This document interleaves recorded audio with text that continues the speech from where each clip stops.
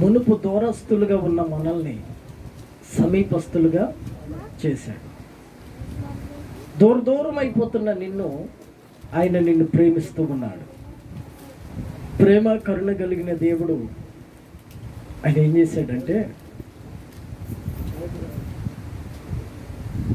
ఫిలిప్పీ పత్రిక 2వ అధ్యాయంలో క్రీస్తు యేసునకు కలిగిన ఈ మనస్సు మీరును కలిగి ఉండుడి, ఆయన దేవుని స్వరూపము కలిగిన వాడయ్యుండి దేవునితో సమానముగా ఉండుట విడిచిపెట్టకూడని భాగ్యమని ఎంచుకొనలేదు గాని మనుషులు పోలికగా పుట్టి దాసుని స్వరూపము ధరించుకొని తనను తానే రిక్తునిగా చేసుకొనెను. హల్లెలూయా. ఎందుకోసం రిక్తునిగా చేసుకోవాల్సి వచ్చింది? ఎందుకోసం ప్రభు తగ్గించుకోవాల్సి వచ్చింది? ఎందుకు ఆయన విడిచిపెట్టకూడని బంధాన్ని విడిచిపెట్టి భూలోకానికి వచ్చాడు అంటే, నేను ఒక లోకంలో సామెత ఒకటి చెప్తాను. నేనంటే తలబైకెత్తండి. ఒక 2 కుటుంబాల మధ్య గొడవ జరుగుతుంది. ఇప్పుడు ఇడిపోయారు. ఇంచుమించు ఒక 20 సంవత్సరాలు అయిపోయింది. ఆ మధ్యలో కలుస్తూ వాళ్ళు అనుకున్నారు, ఇదిగో 20 సంవత్సరాలు అయింది మనం విడిపోయి, 20-25 సంవత్సరాలు అయింది మనం పగపట్టుకుని. మన 2 కుటుంబాల మధ్య ఏం లేదు, సమాధానం లేదు, ఎడబాటు వచ్చేసింది.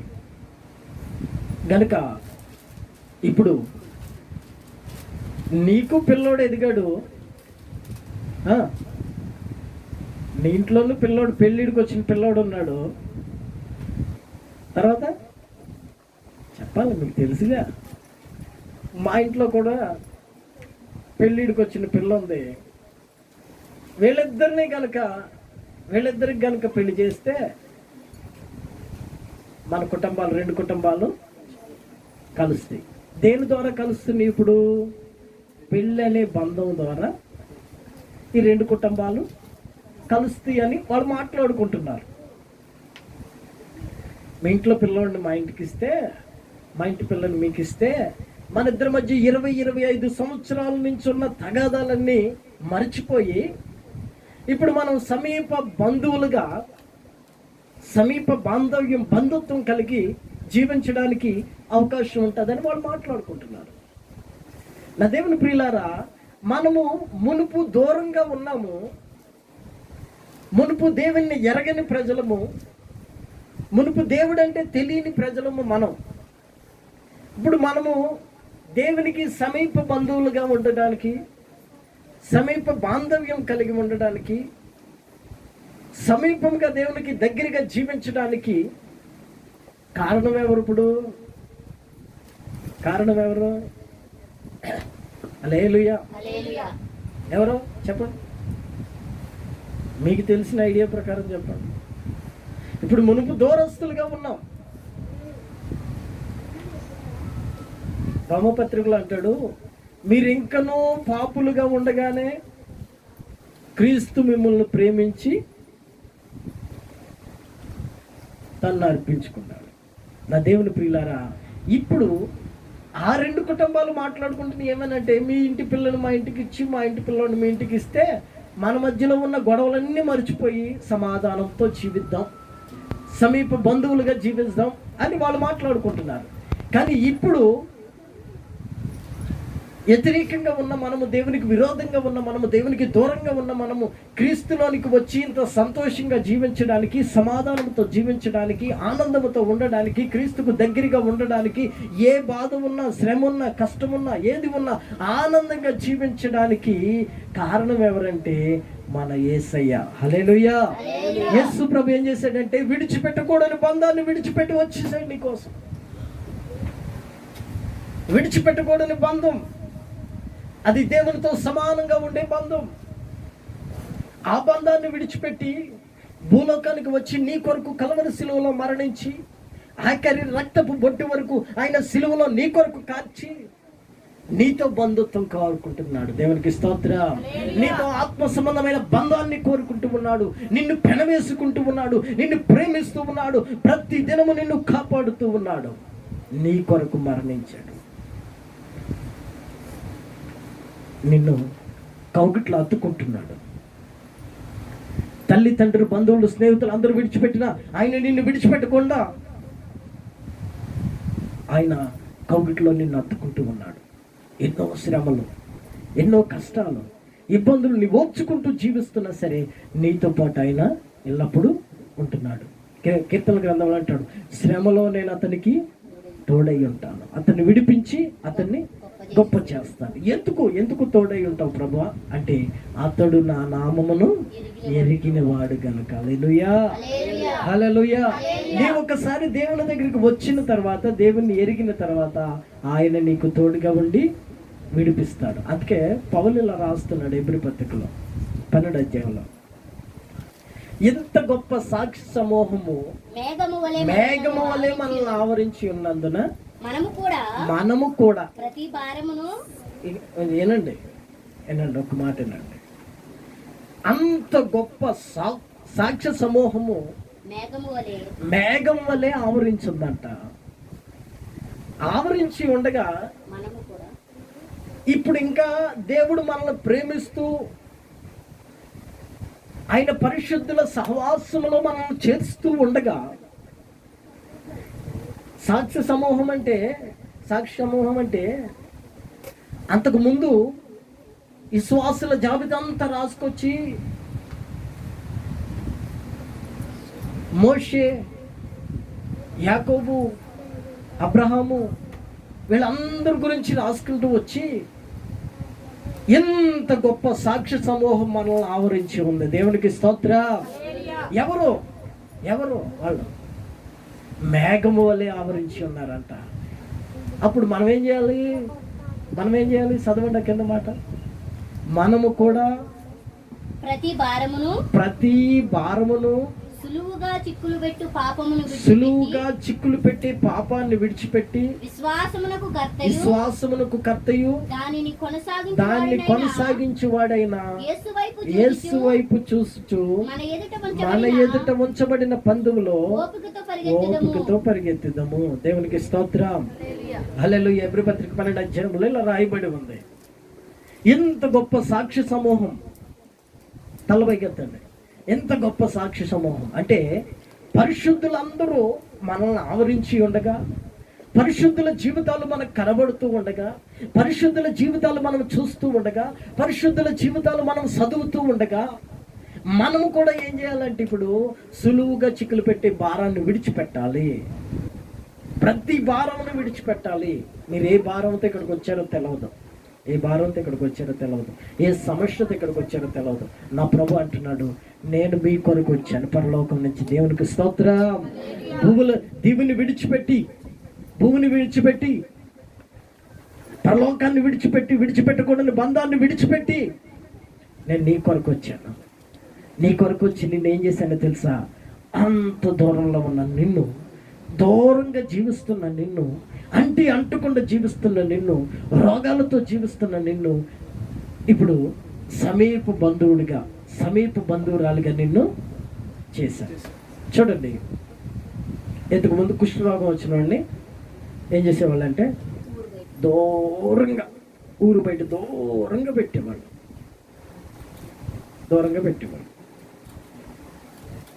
వాడు కుష్ఠరోగం అంతా తగ్గిన తర్వాత కొన్ని రోజులు ఎడబాటుగా ఉండి, తర్వాత వాడు శుద్ధి దినములు పూర్తయ్యే తర్వాత అప్పుడు యాజకుని దగ్గరికి వెళ్ళి ఒక గొర్రె పిల్లను, ఇంకా మేక పిల్లను వాడు స్తోమత కొలది తీసుకుని వెళ్ళి వాటిని బలిస్తే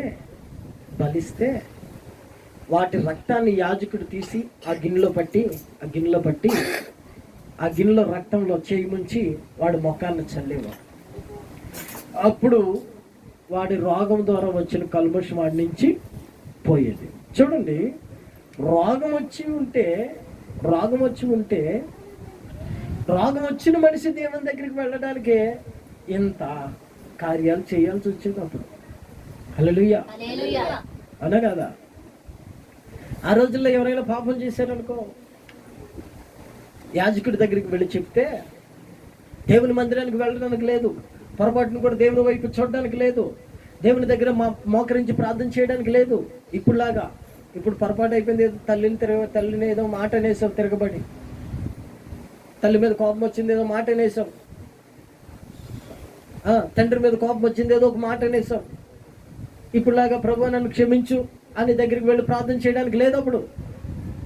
అప్పుడు అలాంటి పొరపాటు ఏదన్నా చేస్తే ఒక పావురాయినో ఒక మేకపిల్లలో గొర్రెపిల్లలో తీసుకెళ్ళి యాజకుడికి ఇస్తే అతను దాన్ని బలిచ్చి అక్కడ ఆ రక్తాన్ని బలిపీఠం మీద ప్రోక్షించి వీడి మొఖాన్ని చల్లితే వీడు తెలియక చేసిన పొరపాటు క్షమించబడుతూ ఉండేది. దేవునికి స్తోత్రం, హల్లెలూయా.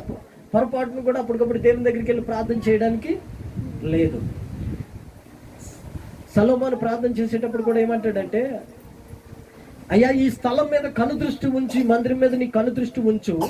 ఇశ్రాయేలీయులు నీ ప్రజలు తెలియక పొరపాటు చేస్తే, తెలియక పాపం చేసి వారి పాపమును వాళ్ళు ఒప్పుకుంటూ నేను పాపినని వాడు తెలుసుకున్న తర్వాత ఇదిగో ఈ మందిరం వైపు చూసి ప్రార్థన చేస్తే వాడి ప్రార్థన ఆలకించన్నాడు. దేవునికి స్తోత్రం. మందిరంలోకి రావడానికి లేదు. ఎడుండాలి? అంత దూరాన్ని నుండి మందిరం వైపు చూడాలి. ఇలాంటి కొన్ని కట్టుబాట్లు ఉండేవి. ఇంకా మీకు ఆ బలుల గురించి చెప్పాలంటే చాలా టైం పడుతుంది. మీరు ఎప్పుడన్నా మంచిగా ఏ శుక్రవారం వచ్చి ప్రార్థనకు వచ్చి కూర్చుంటే అలాంటివి మీకు చెప్పడానికి బాగుంటుంది. ఆదివారం వెళ్తే మళ్ళీ ఆదివారమే కనపడేది. ఏమో అంత బిజీ అయిపోయారు, కేసీఆర్ కంటే ఎక్కువ బిజీ అయిపోయారు మీరు. దేవునికి స్తోత్రం, హల్లెలూయా. ఒక్కొక్కరు ఒక్కొక్క రాష్ట్రాన్ని పరిపాలిస్తున్నట్టున్నారు మీరు. అలా ప్రభు మిమ్మల్ని దీవించిన కాక. ఆదివారం వెళ్తే ఆదివారమే మళ్ళీ కనపడేది. అసలు పాస్టర్ గారు ఉన్నాడా, ఎక్కడికన్నా వెళ్ళాడా, ఏమన్నా అయ్యిందా పాస్టర్ గారికి అంటే దేవునికి స్తోత్రం. మీరు అంత మంచోళ్ళు అంటున్నాను కదా, నవ్వుతున్నారు. ఇంకా హల్లెలూయా. అన్న ఫోన్ చేస్తాడు అప్పుడప్పుడు.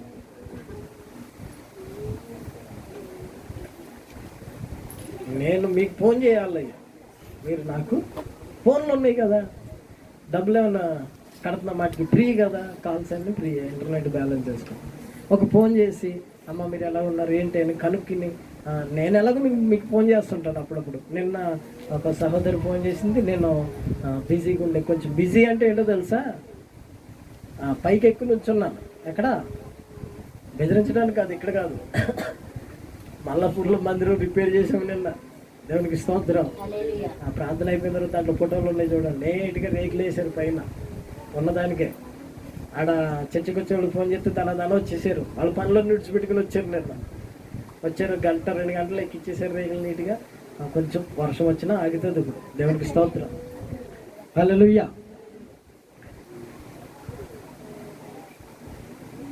మనము దేవునికి దూరం అయిపోతున్న క్షణాల్లో, మనం దేవునికి ఇంకా దూరంగా వెళ్ళిపోతున్నప్పుడు మన పాపం మనకి అడ్డొస్తూ ఉంది. ఇప్పుడు పాపం చేసిన వాడు వాడు పాపం పోగొట్టుకోవాలంటే ఏం చేయాలి? ఏదో ఒకటి బలిచ్చి, ఏదో ఒకటి కాదు, యాజకుడి దగ్గరికి వెళ్తే యాజకుడు చెప్పేవాడు అంట, ఏ పాపం చేస్తే ఏ బలి ఇవ్వాలి. అర్థమవుతుందా? పాత నిబంధనలతో చదవడం లేదు, మీకు అర్థం కావట్లేదు, చదివితే అర్థం కావట్లేదు అంటే రోజు వచ్చి కూర్చుంటే నేను చెప్తాను పాత నిబంధన. రోజు ఖాళీ ఉన్నప్పుడల్లా మీరు వచ్చి 1 గంట సేపు కూర్చుంటే 1 గంటలో ఒక సబ్జెక్ట్ చెప్తాం. 1 గంట 2 గంటలు వినండి, వినడం తప్పులేదు.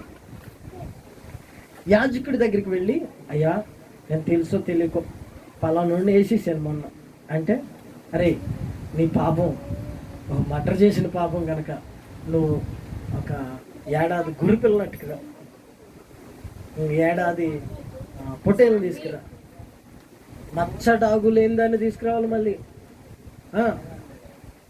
చదవండి మీరు తర్వాత. మచ్చడాగు లేని దాన్ని తీసుకురావాలి. అది తీసుకొచ్చి యాజకుడికి ఇస్తే యాజకుడు దాన్ని తల మీద చేయి పెట్టి ప్రార్థన చేసి దాన్ని కోసి బలిచ్చి అర్పించేవాళ్ళు.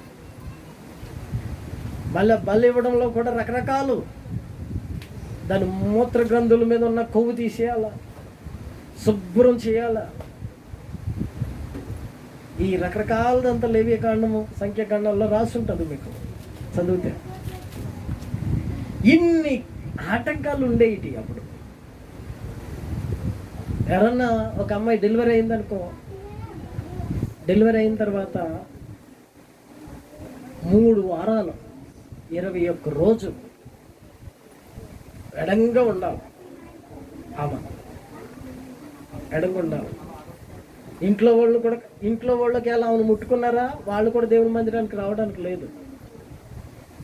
ఎంత ఎడబాటు, అంత ఎడబాటు.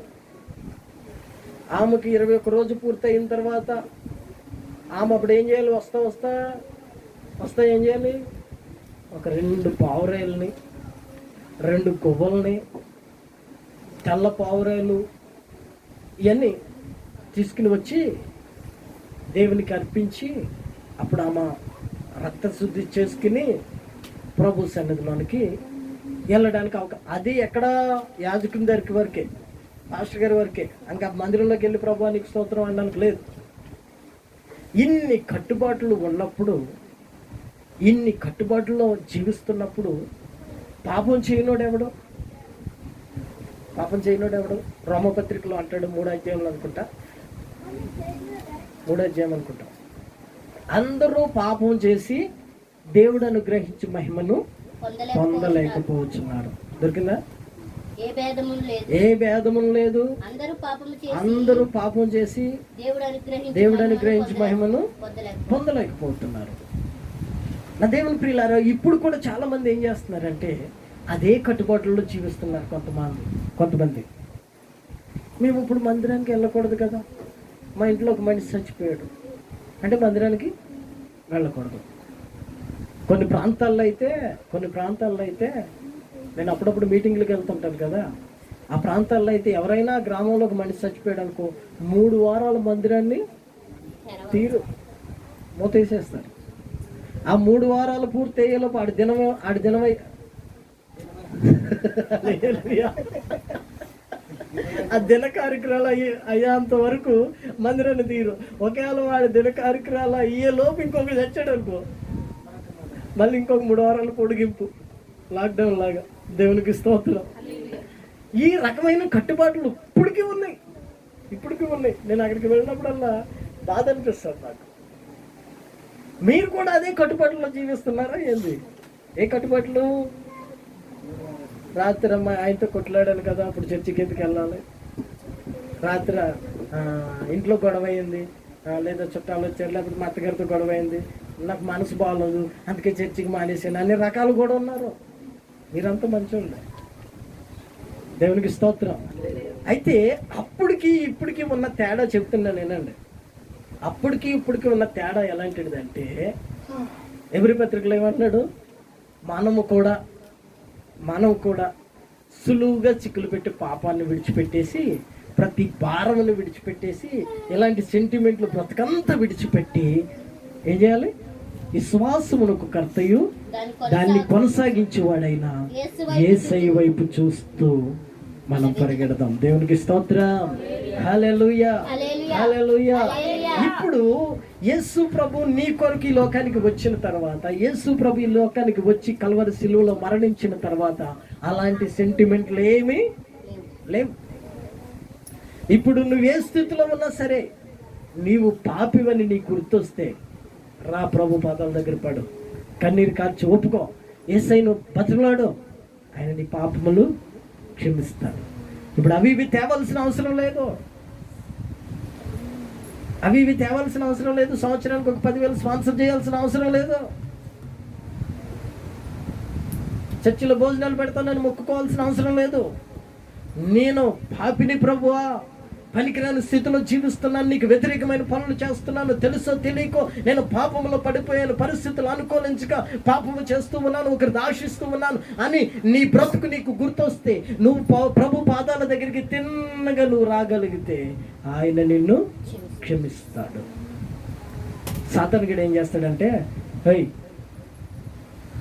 నువ్వు నిన్నమ్మా సినిమా హాల్కి వెళ్ళావు, ఇలా ఆదివారం వచ్చేటప్పుడు బైబిల్ ఎట్టుకుని చర్చికి వెళ్తావా అని చెప్తాడు. అవునా? ఎవరు చెప్పరు, నీకు ఎవరు చెప్పరు, కానీ లోపల నీ మనసు ఉందే అది చెప్తుంది. నిన్నే కదా సినిమాకి వెళ్ళొచ్చా. నా దేవుని ప్రియులారా, మీ పరిస్థితులను బట్టి మీరు ఒకవేళ వెళుతున్నారేమో, మానుకోవడం మంచిది, మీకు టైం కూడా కలిసి వస్తుంది. అయితే అలాగని దేవుని మందిరాన్ని విడిచిపెడితే ఏమవుతారో తెలుసు, ఇంకా దూరము అయిపోతారు. ఏదో మనం మంచివారిగా మారిన తర్వాత చర్చికి రాలేదండి. హలో, మనం మంచిగా మారిన తర్వాత, మంచిగా మారిపోయిన తర్వాత, మనం పరిశుద్ధులమైన తర్వాత చర్చికి రాలేదు. మనం చర్చికి వచ్చిన తర్వాతే, దేవుడు మనల్ని పిలుచుకున్న తర్వాతే మనము పరిశుద్ధులుగా మార్చబడ్డాం. దేవునికి స్తోత్రం. అందుకే రోమపత్రికలు అంటాడు 5:8 వాక్యంలో,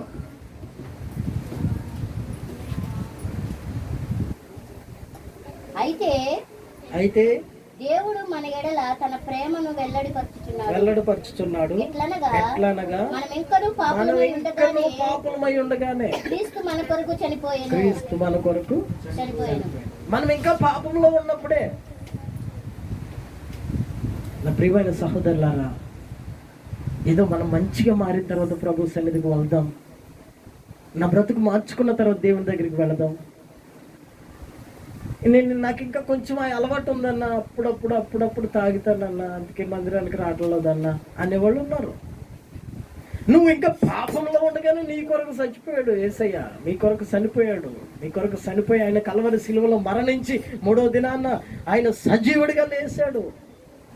ఇప్పుడు నువ్వు కొంచెం తాగుతున్నావో ఎక్కువ తాగుతున్నావో చూస్తా ఉన్న దేవుడు, నువ్వు కొంచెం తిడుతున్నావో ఎక్కువ తిడుతున్నావో చూస్తా ఉన్నవాడు, ఇంటూ ఉన్నవాడు.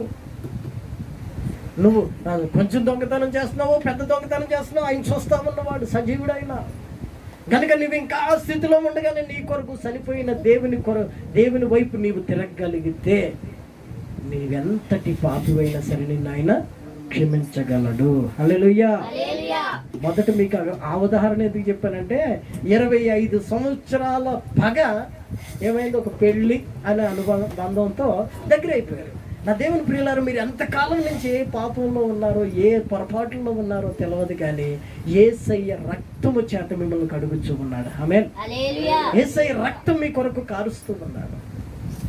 నీ కొరకే కాదు, నీ తర్వాత నీ పిల్లల తరాలకు సరిపడిన ఆయన పవిత్రమైన రక్తాన్ని భూమి మీద కార్చాడు. ఆయన శరీరం మీద కొరడా దెబ్బలు కొడితే ఆ కొరడాలను చళ్ళు మన ఆ చైన్లు, ఆ గొలుసులు, ఆ ముళ్ళు అలా గుంజితే ఆ మాంసపు ముద్దలు బయటకు వచ్చినాయి. ఎందుకు అంత హింస అనుభవించాడు? విడిచిపెట్టకూడని బంధాన్ని విడిచిపెట్టి వచ్చాడు. అంత హింసను, అంత చిత్రహింసను నీ కొరకు అనుభవించాడు. ఎందుకో తెలుసా? నువ్వు ఇంకా పాపులు అయి ఉండగానే, మనం ఇంకనూ పాపులుగా ఉండగానే, ఇంకా పాపంలో ఉండగానే నా దేవుని ప్రియులారా, మీరు ఇంకా అనుకుంటున్నారేమో, నాకు కొంచెం ఆ అలవాటు ఉంది, కొంచెం ఈ అలవాటు ఉంది, కొంచెం తిట్టే అలవాటు ఉంది, కొంచెం నరికే అలవాటు ఉంది. ఎవరిని నరకబాకండి, దేవునికి స్తోత్రం. హల్లెలూయా. ఇంకా మనకు కొంచెం పొరపాటు ఉంది, అందుకే రావట్లేదు. ఇంకొంచెం ఇంట్లో డిస్టర్బెన్స్ ఉంది, అందుకే రావట్లేదు. తప్పులు అవన్నీ కాదు. నీవు రావాలనుకుంటే నీవు ఇంకా ఆ స్థితిలో ఉండగానే నీ కొరకు ప్రభు వచ్చాడు. హల్లెలూయా. నువ్వు ఇంకా పాపంలో ఉండగానే నీ కొరకు వచ్చాడు ఆయన. ప్రతి పాపము నుంచి నిన్ను విడిపించడానికి శక్తి కలిగిన దేవుడు ఆయన. హల్లెలూయా. పోయిన వారం చెప్పాను నేను, ఆ గుమ్మాల మీద ఏమైంది? రక్తము కనబడితే మరణదూత దాటి వెళ్ళిపోయింది. ఇప్పుడేంటో తెలుసా? మీరు ఇంకా అదే పాపంలో, అదే పొరపాట్లలో ఉన్నప్పుడే ప్రభు మీ కొరకు వచ్చి ఆయన రక్తాన్ని కార్చి నీలో నుంచి ఆ మరణాన్ని తీసివేసి నిన్ను కాపుదల కాస్తూ ఆయనకి సమీప బంధువురాలుగా చేసుకున్నాడు. దేవునికి స్తోత్రం. చక్కటి బంధాన్ని నీకు అనుగ్రహించాడు. చక్కటి అనుబంధాన్ని నీకు ఇచ్చాడు. నువ్వు ఇంకా ఇంకా ఇంకా వెనక్కిపోతుంటే ప్రభు ఏం చేయలేడు నా బిడ్డ. నేను ఏం చేయలేను, నీ తోటి వాళ్ళు ఏం చేయలేరు, నువ్వు నమ్ముకున్న వాళ్ళు ఏం చేయలేరు. అంత నీలోనే ఉంది. వాక్యం అంటుంది, విడిచిపెట్టు సులువుగా చిక్కులు పెట్టి భారాన్ని, భారాన్ని, పాపమును, ఆలోచనలు విడిచిపెట్టు. సులువుగా చిక్కులు పెట్టేస్తాయి అండి. ఏమి లేదన్న, నువ్వు లేకపోతే నడవదన్నా, కొంచెం అలాగొచ్చి కనపడి వెళ్ళిపోన్నా. ఇందాకేమన్నాడు అన్న, మార్కింగ్ చేసి వెళ్ళిపోన్నా అంట. వెళ్ళింది ఆకుండా ఏమవుతుంది? ఇంక అంతే సంగతులు. మనం విడిచిపెట్టి రాలేము. ఎందుకంటే మనకున్న ప్రేమ అలాంటిది, పని విడిచిపెట్టి రాలేము. మనం మంచి బుద్ధులు మంది, దేవునికి స్తోత్రం, హల్లెలూయా. పని విడిచిపెట్టి రాలేము. అందుకనే ముందు ఏం చేయాలంటే సులువుగా ఏదైతే చిక్కులు పెడుతుందో దాన్ని ఆలోచించుకుని అక్కడికి వెళ్ళడం మానేయాలి. ఆమె అర్థమైంది. ఇప్పుడు అక్కడికి ఎలకొకుండా అయిపోద్దిగా,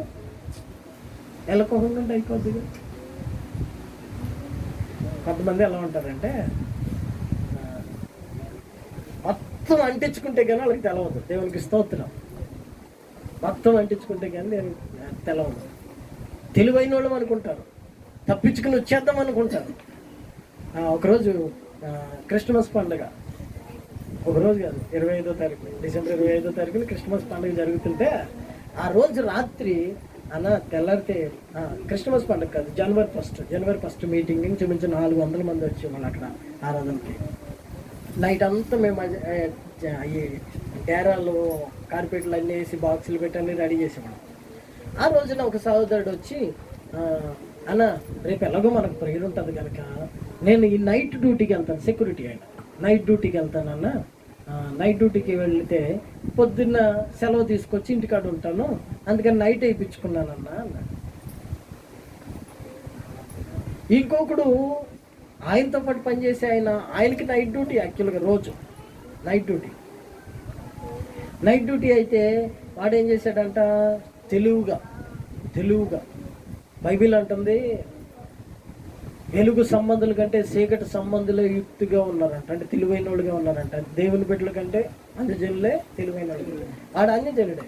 వాడు తెలుగుగా ఏం చేశాడంటే, నీకు రేపు పొద్దున్న జనవరి ఫస్ట్, రేపు నీకు పగల డ్యూటీ కదా, రేపు నీకు సెలవు కావాలి కదా, అయితే నైట్ వచ్చి నా డ్యూటీ చెయ్యి, నేను రేపు పగలు వస్తాను అన్నాడు అక్కడ తెలుగుగా. ఎందుకు? యాక్చువల్గా జనవరి ఫస్ట్ కంటే ముందు 31st నైట్ అందరూ ఎంజాయ్ చేస్తారు. ఈయన వచ్చి నాకు చెప్పాడు, అన్న మా వాడు ఇలా చెప్పాడు, ఈ పూట డ్యూటీకి వచ్చేమన్నాడు, రేపు సెలవు ఇస్తాను అన్నాడు, వాడి డ్యూటీ నేను చేస్తాను, ఇప్పుడు వెళ్ళి రేపు పొద్దున నా డ్యూటీ చేస్తానంటే నేను అన్నాను, వాడిని డ్యూటీ ఎందుకు చేస్తాడు రా నాయన, 31st నైట్ ఫుల్గా తాగి పడుకుంటాడు, ఆడు పొద్దున్న డ్యూటీ ఎక్కడ వస్తాడు? లేదన్నా వచ్చేస్తాడు అన్న, చిన్నగా సులువుగా చిక్కు వెళ్ళాడు డ్యూటీకి.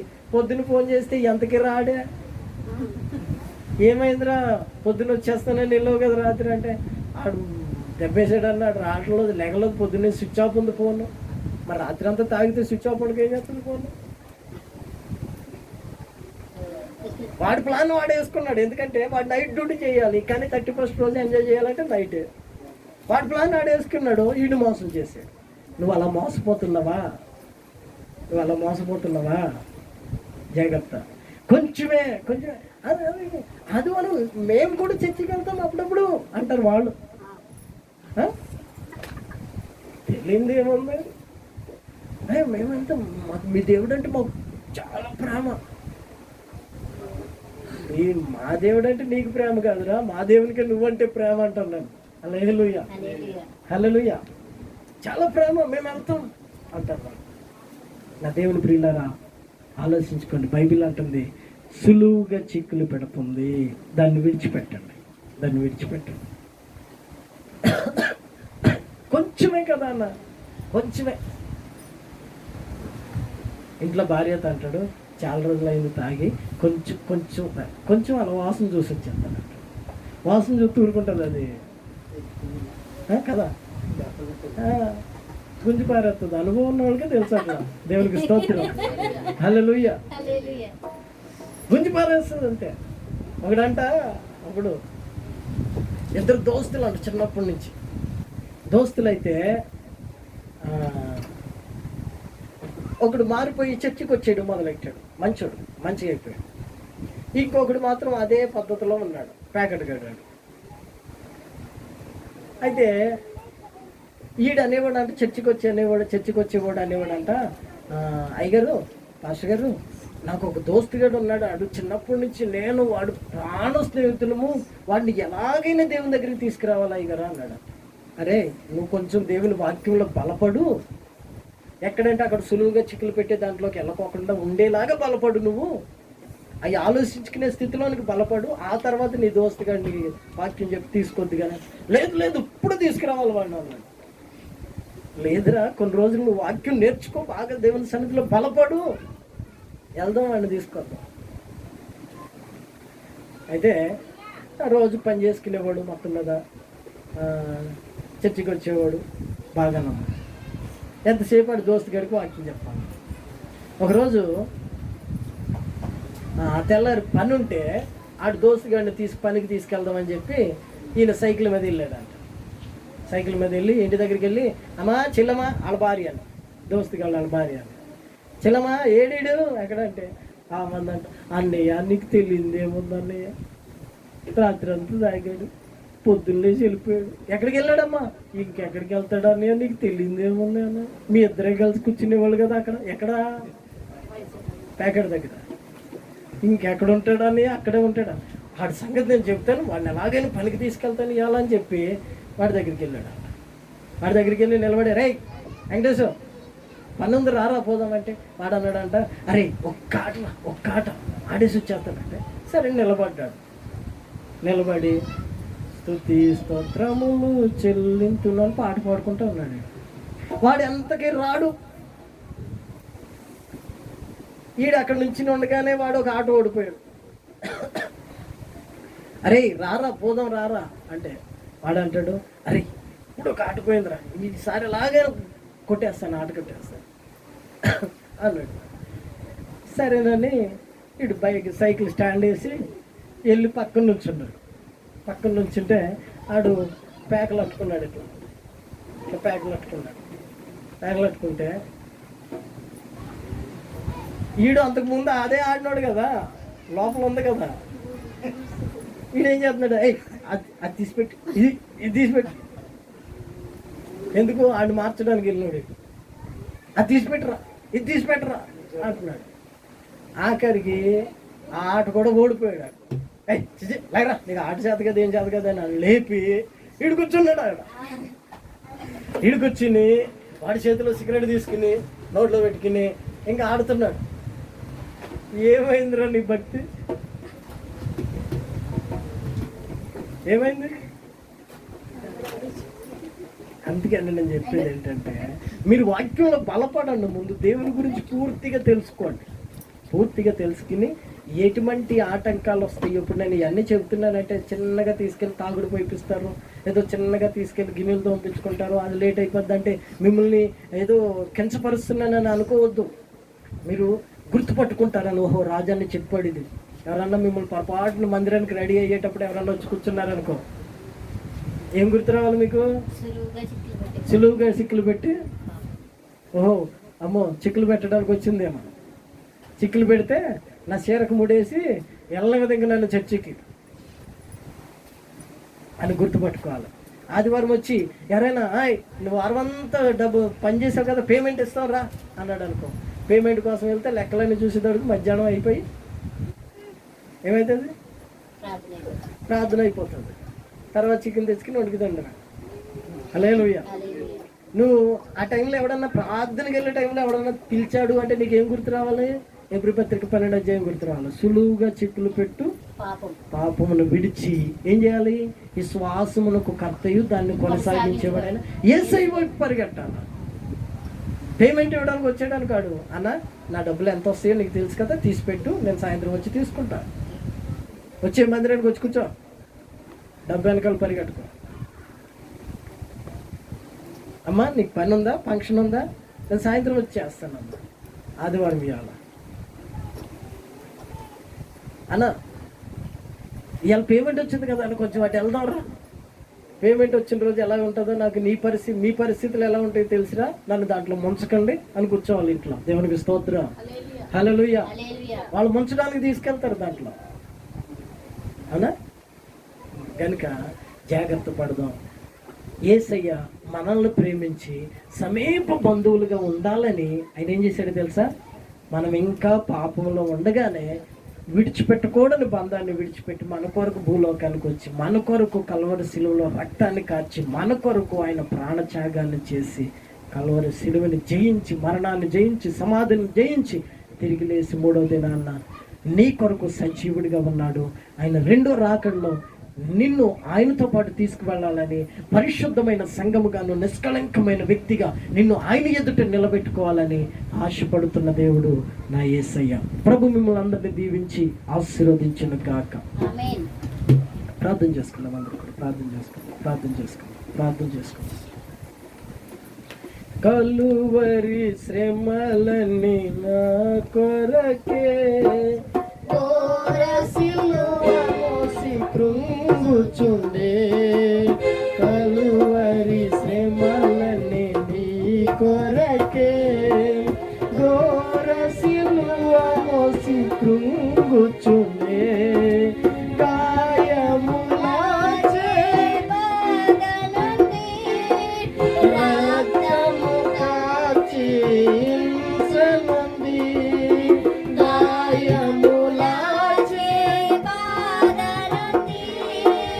రక్తము కాచి హింసనుంది, సిలువలో వేలాడే నీ కొరకే, సిలువలో వేలాడే యేసు నిన్ను పిలచుచుండే, ఆలస్యము నీవు చేయకుమా, యేసు నిన్ను పిలచుచుండే. ప్రార్థన చేసుకుందాం అందరూ కూడా. నా దేవుని ప్రియులారా, ప్రభు నిన్ను ప్రేమిస్తూ ఉన్నాడు. ఎన్ని శ్రమలు వచ్చినా, ఎన్ని కష్టాలు వచ్చినా సులువుగా చిక్కులు పెట్టి ప్రతి పాపాన్ని విడిచిపెట్టి ప్రభు వైపు నువ్వు తిరగలిగితే ప్రభు నిన్ను ఆయన కుమారుడిగా, కుమార్తెగా నిన్ను అంగీకరించి ఆయన నీ కొరకు చేసిన త్యాగం వ్యర్థము కాకుండానట్లు ఆయన నిన్ను ప్రేమిస్తూ ఉన్నాడు. ప్రభు కృప మీకు తోడుగా ఉంది నడిపించినట్లు ప్రార్థన చేసుకుందాం. తండ్రి నీకు వందనాలు, స్తోత్రం ఆయన. వీరికి బలారాధనలో మీరు తోడుండి నడిపించి ప్రతి ఒక్కరి మీద నీ కృపను విస్తరింప చేసి నీ నామానికి మహిమకరంగా ఒక్కొక్కరిని మీరు దీవించండి. ఎన్న వాక్యాన్ని విడిచిపెట్టకుండా వాక్యాన్ని హృదయంలో భద్రపరచుకొని నీకు సాక్షి